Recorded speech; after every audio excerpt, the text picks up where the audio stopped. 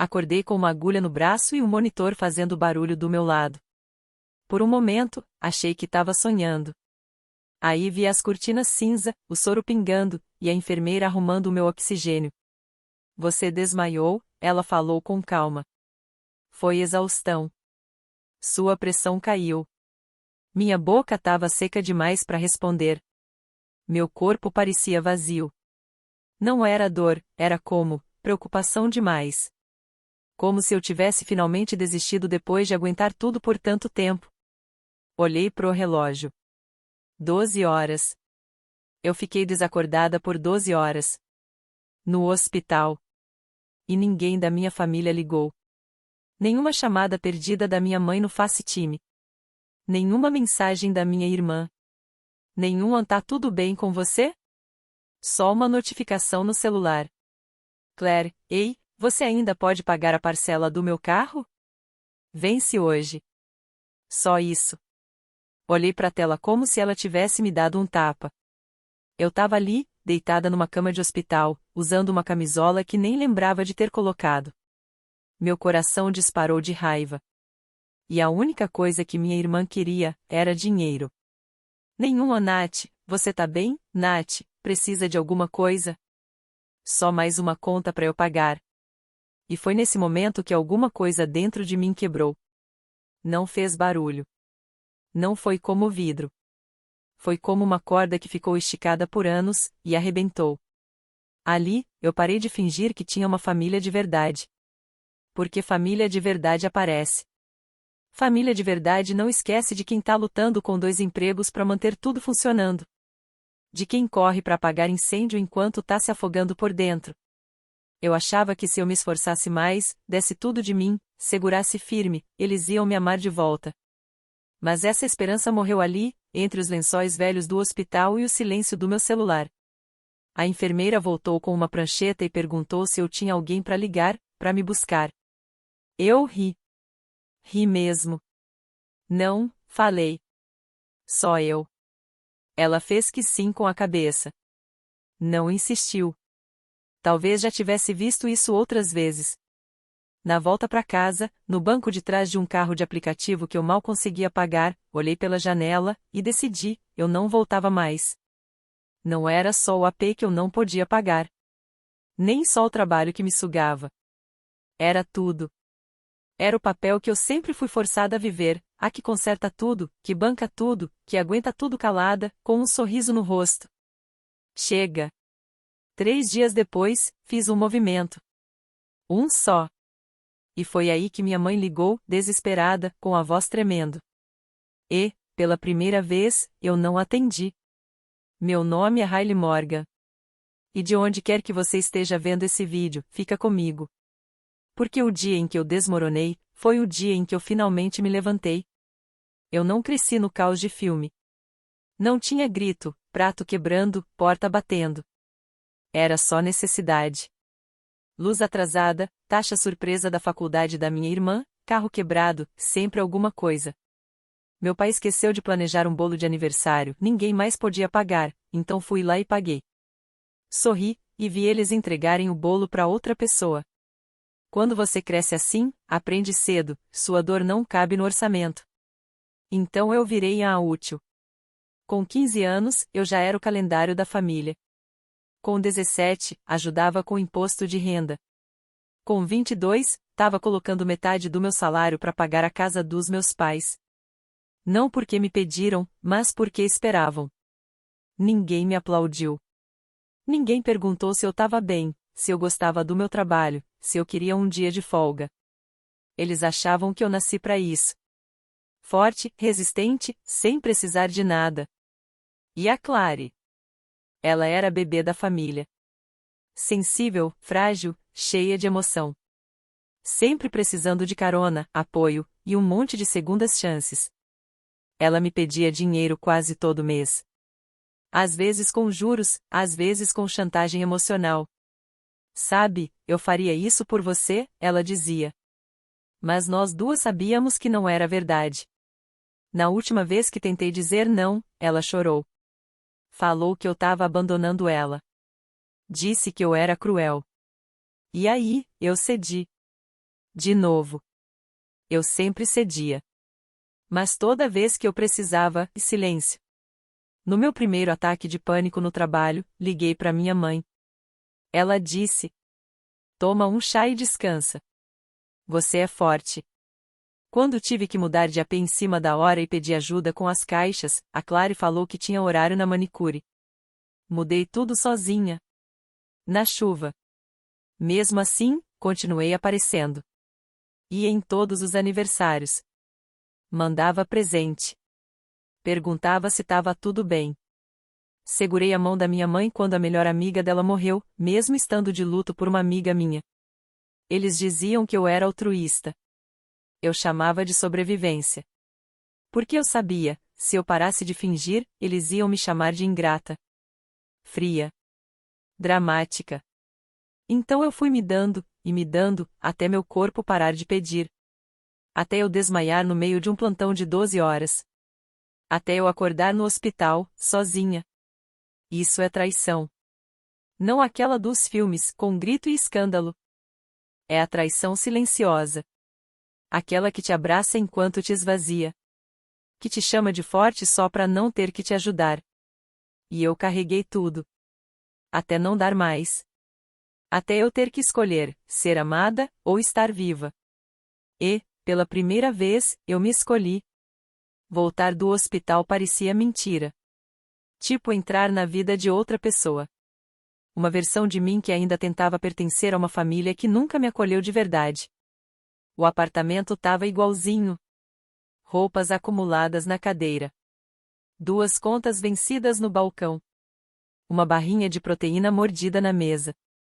Mas agora eu enxergava diferente. Aquilo não era a vida. Era uma armadilha. O ar tava pesado. Meu corpo, fraco. Meu braço roxo do tombo. E eu nem tinha conseguido tomar banho ainda, quando o celular vibrou. Claire, preciso da parcela do carro. Eles estavam me ligando sem parar. Mas não era para perguntar como você tá, nem o que aconteceu. Era só correria, só urgência dela. Fiquei olhando para a mensagem por um bom tempo antes de responder qualquer coisa. Eu estava no hospital. A resposta dela veio em 30 segundos. Meu Deus, por que você não falou nada? Você tá bem? E o carro? Eu não respondi. Não consegui. Porque, naquele momento, tudo me bateu como uma onda. Mesmo agora, depois de tudo, ela só queria saber para poder continuar tirando de mim. Eu tinha acabado de desmaiar de cansaço. De tanto apoiar eles. De tanto fingir que estava tudo bem, mesmo ninguém aparecendo para mim. Meu peito apertou. Pensei. Não volta atrás. Não volta pro ciclo. Nem pelas desculpas. Então fiz uma coisa que nunca tinha feito antes. Desliguei o celular. Fiquei sentada em silêncio por horas. Bebi água. Tomei banho. Comi comida de verdade pela primeira vez em dias. E fiquei olhando a luz do sol entrar no quarto, bem devagar, como se agora ela tivesse permissão para chegar. Mais tarde, naquela mesma noite, abri meu e-mail. Tinha outra notificação. Aluguel vencido. Pagamento automático agendado para Clary M. Consignatária, Hailey Morgan. Fiquei parada olhando aquilo. E foi aí que caiu a ficha. Eu não tava só ajudando eles. Eu tava carregando tudo. Eles não estavam tentando se virar. Eles dependiam de mim para tudo. E no momento que eu soltasse, tudo ia desabar. Isso deveria ter me feito sentir culpada. Mas não fez. Me fez sentir acordada. Viva.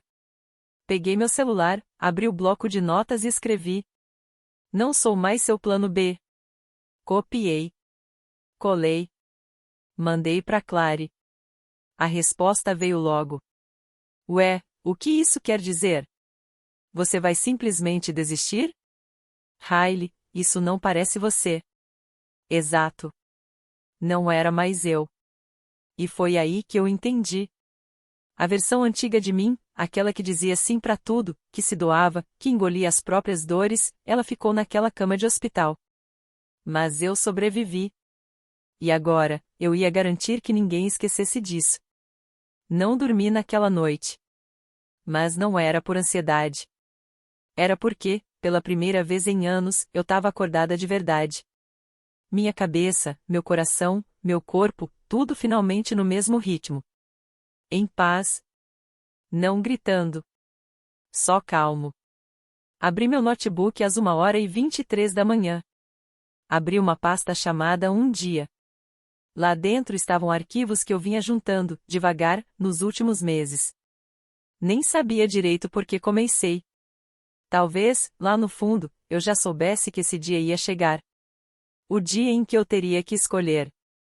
Me salvar ou continuar sangrando por gente que só me procura quando tá se afogando. Tinha print de conta com meu nome de fiadora. Extrato de banco. Recibo de conta paga automaticamente, sem nenhum obrigado. Contrato de aluguel. Conta médica que eu paguei. Pedido de empréstimo que preenchi para minha mãe, mas que eu mesma acabei pagando sozinha. Linha por linha. Dívida por dívida. E ali estava, uma planilha. Que eu mesma fiz. 1 ano atrás. Na planilha, eu tinha 3 colunas. Coluna A, para quem era. Coluna B, o que eu estava pagando. Coluna C, eles disseram obrigado? A maioria da coluna C estava em branco. Foi aí que abri 3 abas no navegador. Aba 1, saí do financiamento do carro da Claire. Meu nome estava lá como fiadora, tipo rede de segurança. Enviei o pedido para sair, juntei o laudo do hospital para provar que eu estava passando por dificuldades. E cliquei em enviar. Aba 2, entrei no site da conta de luz dos meus pais. Eu estava pagando isso a cada 2 meses. Cancelei o débito automático. Aba 3, preenchi o formulário de mudança de endereço. Tirei meu nome de tudo que ainda chegava nas contas deles. A cada clique, eu senti alívio. Não era vingança. Era paz. Eu não estava tirando nada deles. Tava me devolvendo. Devolvendo minha vida. Às 4 da manhã, terminei tudo. Me encostei na cadeira, respirei fundo, e pela primeira vez, sem culpa. No dia seguinte, comprei uma agenda. Nada chique. Só com páginas em branco. E comecei a anotar. Sessões de terapia.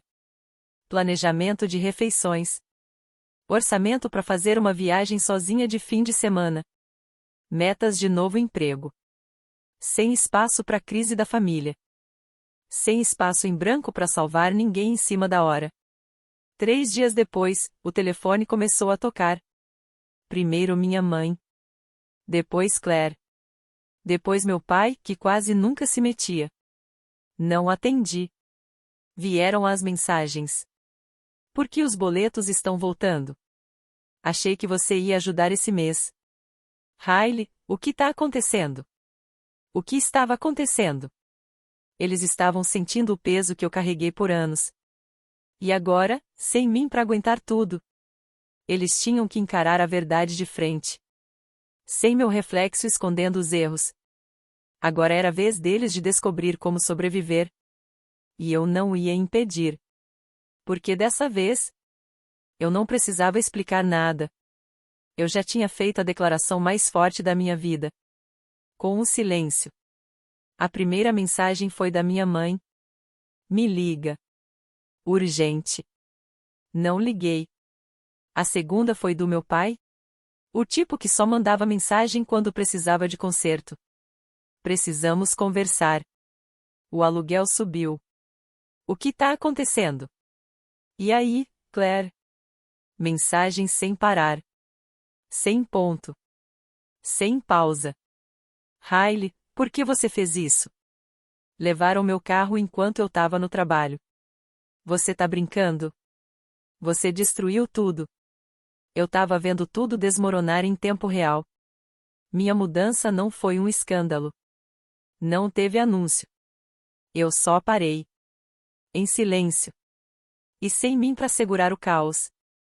A vida deles começou a cair sozinha. No terceiro dia, até o grupo de WhatsApp. Aquele que nunca me incluía. Começou a dar tilt.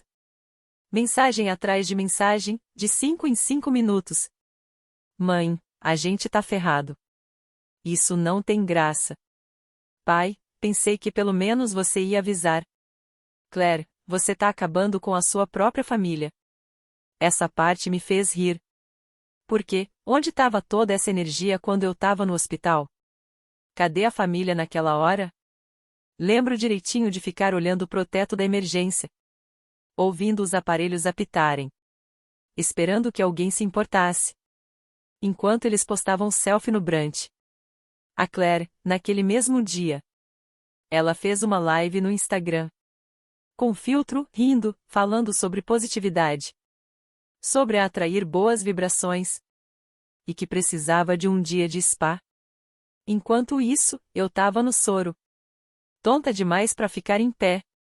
Me perguntando se alguém ia notar. Se eu simplesmente sumisse. Então não. Eu não me sentia culpada. Eu me sentia limpa. Livre. Essa clareza me deu força. Para ignorar as ligações. Deletar os áudios. Deixar os e-mails com título tipo: preciso só mais uma ajudinha. Só que já tinham sido 1000 últimas vezes. Agora era a vez deles descobrirem como andar com as próprias pernas. Eles não gostaram nada disso. Minha mãe acabou deixando um áudio. Começou fungando, e virou um apelo. Hailey, eu não entendo. Você sempre foi a forte. A gente precisa de você. A gente confia em você. Você é parte dessa família. Você não pode simplesmente ir embora assim? E eu fiquei repetindo essa parte na cabeça. Você não pode ir embora assim. Mas eles foram. Eles foram embora quando eu estava sozinha. Em silêncio, numa cama de hospital. Com meu corpo colapsando depois de anos. Carregando todo mundo. Eles foram embora. Quando eu pedi uma carona. Quando eu precisei de espaço. Quando, só por uma vez, eu precisei que fossem fortes por mim. E agora? Eu não estava indo embora. Eu estava deixando ir. Deixando a ideia de que eu devia meu corpo. Minha energia, meu dinheiro. Só para ser amada. Deixando de ser o plano B. Porque a verdade é, eles nunca tiveram medo de me perder. Eles tinham medo de perder o acesso a mim. E esse pânico que eles estavam sentindo agora? Era o silêncio tomando conta. Antes, a culpa era minha coleira. Eles não precisavam nem brigar. Bastava um suspiro triste da minha mãe. Um comentário irônico da Claire. Um silêncio pesado do meu pai. E pronto. Eu cedia. Mandava dinheiro. Pagava as contas. Dizia sim, mesmo quando meu corpo gritava não. Foi para isso que me ensinaram. Obediência com cara de carinho. Então, quando eu me calei, eu sabia o que viria depois. E veio. Rápido. Aquele pânico virou pena. Acho que você mudou. Sempre soubemos que um dia você ia fazer isso. Você costumava ser tão gentil. Agora eles nem pediam mais ajuda. Tentavam me envergonhar para eu voltar atrás. E o pior. Quase funcionou. Teve um momento, um só, em que eu abri o app do banco. E fiquei ali parada. Com o dedo em cima da opção de mandar dinheiro para Claire. Ela tinha me mandado uma foto. Ela, parada no ponto de ônibus. Na chuva. Sem nenhuma palavra. Só a imagem. Meu coração apertou. Porque uma parte de mim ainda acreditava que era minha obrigação proteger ela. Custe o que custasse. Que eu era fria se não ajudasse. Mas aí, eu lembrei de uma coisa. Foi no mesmo dia de chuva, meses atrás. Lembro que liguei para Claire do estacionamento do hospital. Eu tava chorando, molhada da cabeça aos pés, com medo, sozinha. E sabe o que ela fez? Mandou um áudio dizendo: poxa, que chato. Mas você ainda pode me mandar o dinheiro pelo Venmo para pagar a conta do meu celular? Naquela hora, eu fechei o aplicativo. Não mandei nem um centavo. Em vez disso, abri minha agenda e marquei uma sessão de terapia. Minha primeira em muitos anos. A terapeuta foi super acolhedora. Não perguntou nada logo de cara. Só ficou ali, me esperando. E aí, eu desabei. Saiu tudo. Dormir no sofá. As contas médicas. O silêncio naquele quarto de hospital. Anos fingindo ser forte porque ninguém mais era. Ela ouviu tudo. E então me perguntou: por que você acha que o amor é algo que precisa ser conquistado? Ninguém nunca tinha me feito essa pergunta. E eu não soube responder. Fiquei ali, sentada, com os olhos cheios d'água, percebendo uma coisa. A dor que eu carregava não era só pelo que eles faziam comigo. Era pelo que eu achava que precisava continuar fazendo. Então, comecei a mudar isso. Passei a dizer não para tudo que me drenava. Parei de explicar todos os meus limites. Deixei mensagens sem resposta. Cancelei assinaturas, de verdade e emocionais também. E, pela primeira vez, comecei a criar conexões que pareciam leves. Conheci um grupo de bem-estar feminino. E lá tinham pessoas que realmente perguntavam como eu estava. E esperavam pela resposta. Voltei a cozinhar para mim. Voltei a rir. Rir de verdade. Risada de balançar os ombros, daquelas boas, que não pareciam rebeldia. Eu ainda não estava 100% curada. Mas eu estava me curando. E a culpa? Ela começou a ir embora também. Porque a verdade é: se alguém só te ama quando você é útil, isso não é amor. É dependência com outra cara. E eu não ia mais alimentar isso. No dia que me mudei pro meu novo apartamento, não postei nada. Sem stories. Sem legenda tipo a novo começo. Sem selfie de canto com a hashtag recomeço. Era só eu, algumas caixas. E um suspiro profundo no espaço que tinha só meu nome no contrato. As paredes ainda estavam vazias. A geladeira pela metade. Mas, pela primeira vez na vida adulta, eu me sentia completa. O lugar não era chique. Quarto andar sem elevador. Chuveiro com ralo lento. Vista pro beco. Mas era meu. E ninguém podia me chamar de ingrata por isso. Coloquei minha mesinha perto da janela. Um cantinho só meu para escrever, sonhar. E finalmente começar o negócio de bem-estar. Que eu vinha adiando há anos. Porque sempre tinha alguém pedindo alguma coisa antes. Criei um logotipo. Registrei o nome. Comecei a fazer consultoria meio período. Passos pequenos, mas eram meus. Aí, um dia, achei uma carta na minha caixa de correio. Era escrita à mão. Sem nome no remetente. Abri devagar. Era da minha mãe. Tinha um cartão de aniversário dentro, como sempre, atrasado. E uma folha de caderno dobrada. Era só uma frase. Família perdoa. Só isso. Sem pedido de desculpa. Sem assumir nada. A mesma mensagem escondida de sempre. Foi você quem estragou tudo. Agora conserta. Mas eu não chorei. Não fiquei com raiva. Só dei uma risadinha, dobrei o papel de novo. Coloquei embaixo de uma pilha de papéis. E segui meu dia. Alguns dias depois, a Claire mandou mensagem. Oi, espero que você esteja bem. Sinto sua falta. Podemos conversar algum dia? Ela não falou em desculpa. Não mencionou o hospital. Nem os anos de culpa. Nem o fato de que só me procurava quando o carro quebrava. Ou quando o ego dela estava ferido. Ela queria voltar, mas sem fazer o esforço para consertar as coisas. E olha, eu poderia ter respondido. Poderia ter deixado ela se aproximar devagar. Poderia ter aberto a porta por saudade. Mas eu não fiz isso. Porque tem gente que não quer mudar.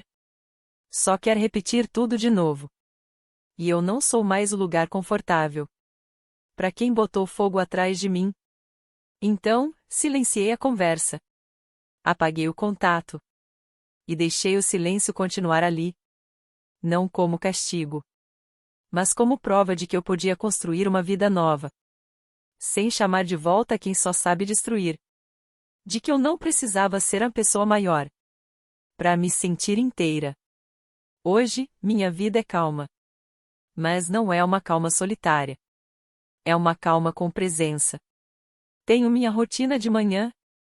Um colchão de verdade. Um grupo de amigas que comemoram minhas vitórias. Sem querer nada em troca. Às vezes ainda penso neles. Mas não com saudade. Com distância. Aquela distância que o tempo não diminui.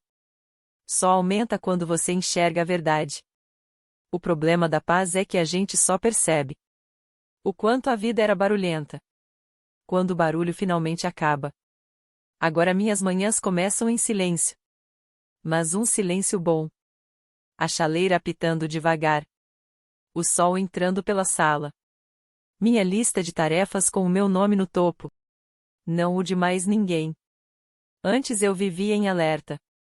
Sempre pronta para salvar alguém. Sempre tentando evitar o próximo colapso de alguém da família. Sempre carregando culpas que vinham disfarçadas de favores. Hoje, meu celular vibra. E eu não sinto medo. Porque quem me liga agora realmente quer saber como eu estou. E não o que eu posso fazer por elas. Na semana passada, terminei meu primeiro curso de coaching. Criei um programa para mulheres como eu. Aquelas que sempre doaram demais. Que seguraram famílias quebradas sozinhas. Que foram o apoio de todo mundo, menos delas mesmas. O programa se chama Limites e Pertencimento. E na minha primeira sessão, com uma sala cheia de mulheres lindas e cansadas, eu disse: você não é egoísta por escolher a paz. Você não é cruel por dizer não. Você não é fria. Você está finalmente livre. Essa frase tocou fundo. Uma mulher chorou. Outra mulher escreveu isso num papel e abaixou a cabeça. Depois, fiquei sozinha no meu apartamento pequenininho. Descalça, com uma xícara de chá na mão. E sussurrei para mim mesma. Você não tá com frio. Você tá livre. Porque eu também precisava escutar isso. Às vezes, as pessoas acham que silêncio é indiferença. Elas pensam que, se você não gritou, então tá tudo certo. Se não bateu a porta, é porque vai voltar. Mas as saídas mais fortes são aquelas que a gente faz com o coração calmo. E a respiração tranquila. Sem gritar. Sem brigar. Só indo embora e sem olhar para trás. Eu não fiz escândalo. Só parei de aparecer. Para quem não tava do meu lado. Quando eu tava deitada num quarto de hospital. E se isso me torna a vilã da história deles, tudo bem. Prefiro ser a vilã com um negócio próprio. Uma cama onde eu durmo em paz. E algo dentro de mim que eles nunca tinham o direito de pegar emprestado. Esse capítulo da minha vida termina assim. Sem barulho. Só uma cozinha em silêncio. Uma vela acesa bem de leve. E a certeza de que eu não perdi uma família. Eu deixei uma armadilha. E nunca mais quero voltar.